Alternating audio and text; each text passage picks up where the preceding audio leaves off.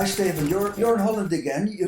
You've been abroad, you've been in Canada, and you've been in Finland. Yeah. What do you take along with you back home? I take along that every country looks different at this kind of digital civil revolution, based on their routines, their institutions, their politicians. And the amazing thing in Canada was that I was in the middle of their elections, so it was very nice. Yeah. And there was something happening in Canada as well. Everybody thought that the Prime Minister was in trouble. Yeah, but it's basically one of the things that went along in the elections. I read a few analysis of the elections that they think it was too personal. It was not policy related enough. Exactly. While there are big problems in Canada, in energy, in climate, in integration. And they were amazed how much politicians only quarreled with each other about personal things. Exactly. It has to do with this whole digital civil revolution. That's it. Is that personal stories? Even if they're a little bad, you know, they don't have a lot of impact on people. Yeah, what we now see that in political battles around elections, politicians copy the behavior on social media. So on social media, on what I call the public permanent grandstand, all personal issues are a lot discussed, exchanged, opinionated, and politicians are trying to be in the same vibe. Yeah, exactly. And then we had Finland, a totally different country. Yeah, it is. How was that? Yeah, it's not that different because they, as Canada, is a very big country with a lot of starting in the industry in woods. So there was a comparison. And I was in Lahti, which is a place nearby Helsinki, which is also started with wood trade and wood fabrication. But it's totally different country in culture, in institutions, in European style. All right. And your talks in Canada and Finland, how were the reactions? Yeah, the reactions in Canada was very much about my preposition that citizens will organize themselves better, are more oriented towards each other, that the civil power also increases the power of the civil society. And they were thinking it would happen, but they thought for them, for their country, it would be very nice because most citizens were used to address a government for all kinds of public issues. And when they start to organize themselves and to be interested in the public issues, it would be nicer, would be better. All right. Last time we also talked about politics, the influence of politicians on the audience, which isn't that enormous as it used to be. Now let's talk about the media. I mean, the media have two things. One is that everybody's a journalist nowadays. And the other thing is that Trump is telling every time when he talks about the media that it's fake media. So can we trust the media at the moment?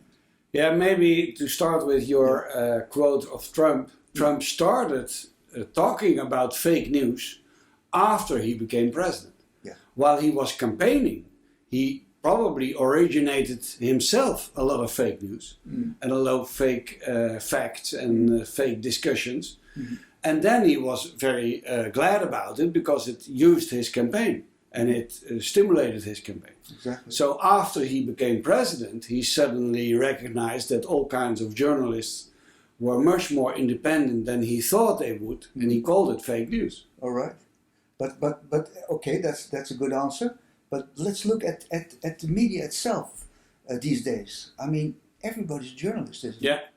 Yeah. What I call in the book, I call this the battle for the eyeballs. So the new economic driver is attention. And the least we have as human people now is attention. We can choose all kinds of things to look at, all kinds of screens and television and even each other, I hope. So not only screens. So in the end, all public leaders have to compete around attention, and that includes the media. So the first competition that's going on between media is with social media and with attention. So when they don't write or picture the issues that are dominant on social media, nobody listens to them. So the old days when you had 10 journalists around you as a president or a prime minister, then you knew it would be published in newspaper and probably most people would read it sometime. And now no longer. So you have still 10 journalists around you, but nobody is listening to them and nobody's reading what they write. Exactly. So you're sitting at home, you watch television, you watch the internet, and then you write something about it, and then it will be published. That's great, isn't it? Is it good or is it? I have a lot of discussions about this issue with professional journalists. Which don't like my definition that everybody now is an amateur journalist.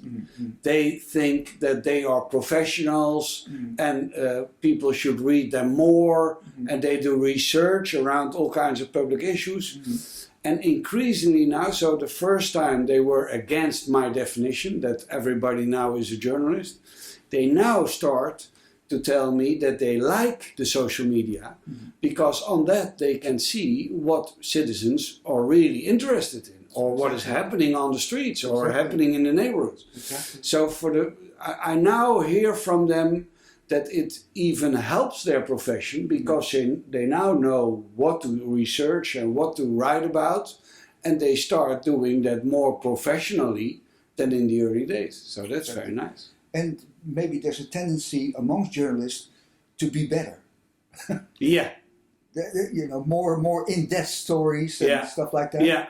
And increasingly recognizing that they were manipulated by the old politicians. So increasingly they now have a second source of information and data and facts apart from what official people are telling them. So they now can confront what the official policy tells them or the politicians tell them and what they see on social media. So increasingly they are having a more independent position. All right. Now let's go to the Middle East. There's something happening. It's interesting because with the third digital revolution, you said about the people and the digital tools they have. You know? And what happened in Lebanon with the WhatsApp text? That's ironic. You know, it's the most ironic there is that they use WhatsApp to organize their public process in a very massive way. While the whole thing started with the text on WhatsApp and internet. So that was the reason it started, and they were against this measure of the government. But now it's increasing big protests around all kinds of issues. But you also see that with the new digital devices you have, you see that not only in Lebanon, but the whole Middle East, you see more progression with amongst the people. No more women, you couldn't drive. You see more women driving and posting videos of it on internet. The third channel, as I called it in the book, the main thing, it's massive, it's individual, people can recognize each other, can support each other. So there is an increasing tendency to show what you are doing. And you see that also in families or in personal adventures or in travels, but you can also use it in a more political way to show people what you're worried about, or where you have unrest, or how you were opposed by police, things like that. So it really ventures what people are really in their day-to-day life are experiencing. What's coming up for you for the next couple of weeks? I'm interested. What is going to happen? Are you lecturing, or are you busy? Are you busy with something special? I'm lecturing about mostly in Holland now for all kinds of executives, and I'm thinking about, and I've wrote a piece that's more of a kind of intermediate summary of my trips, my last year of trips around my book, and I've kind of reflected on it and wrote it down. So I will try to get reaction from my network. Okay. Thank you very much. We're going to see each other in 14 days' time. Yeah. Okay. Thank you.